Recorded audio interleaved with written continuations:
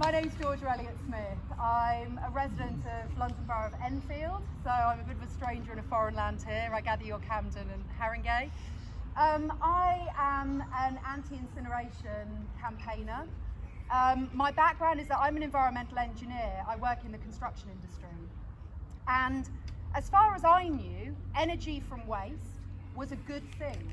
So I spent a lot of my career working in waste management and auditing waste management facilities and working out the most sustainable way of getting rid of waste.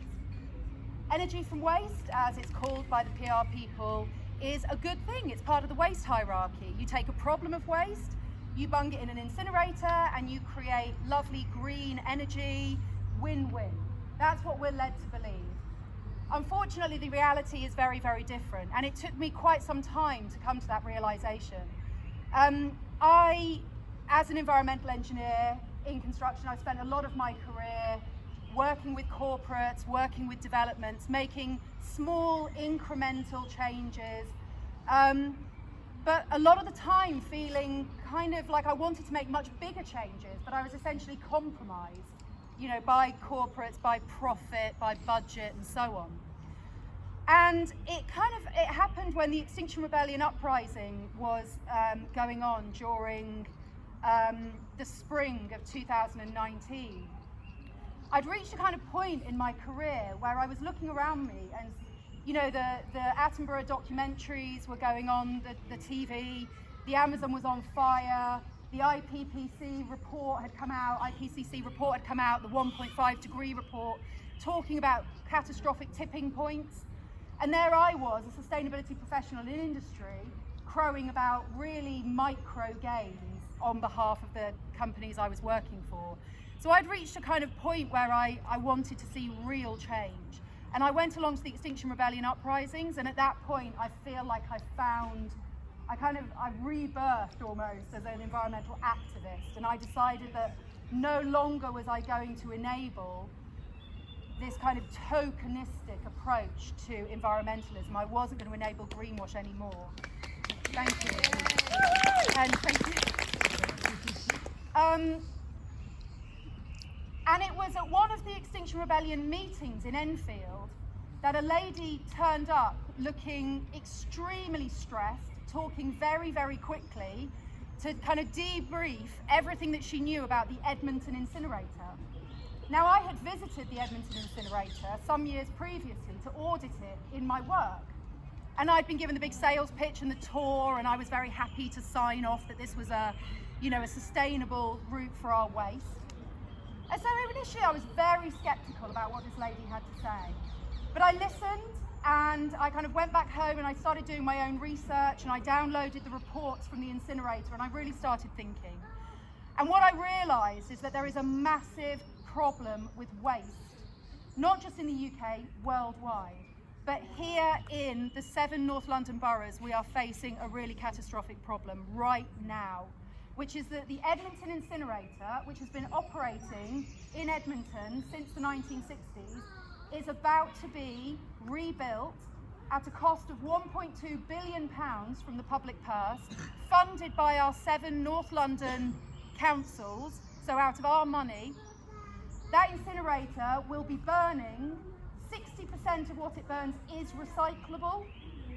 So it will be importing waste, not just from the whole of London, but from outside London as well, because it has been sized to be 3 times too large for the waste needs of North London. So in Edmonton, which is one of the top 10, most deprived wards in the UK, we are importing waste from all over the UK to be burnt here. And that plume, that's not just the problem of the Edmonton residents. That plume extends from that 100-metre high chimney across all of our homes. Now, you may say, and we get this criticism all the time about NIMBYism, what are we going to do about this waste? Where is it going to go?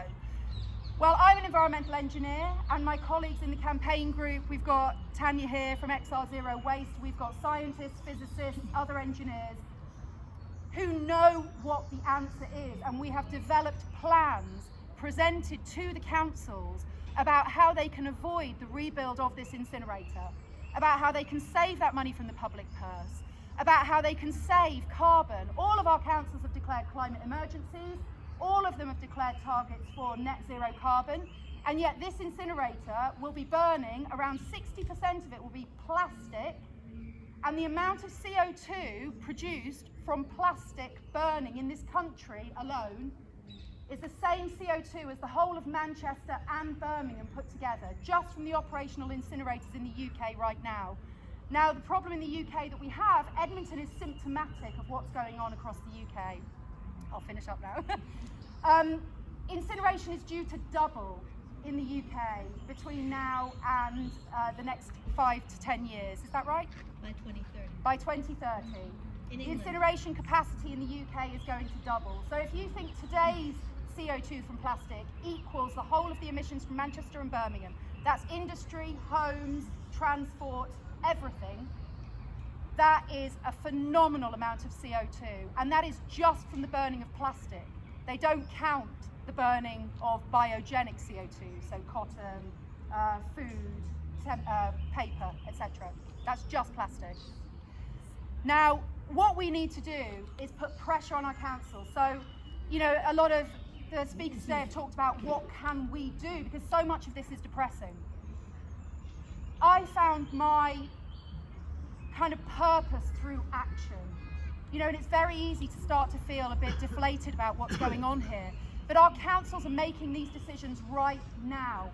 Write to your councillors, ask your MPs what they're doing, because these people don't understand the issues. They're former accountants, they're former school teachers, they're former lawyers. They are not waste managers. They don't get it. If enough people ask them what they are doing about it, they will make it their business to find out. And once they start scratching the surface, like I've done, like so many of us have done, they will realise the insanity of what is going on.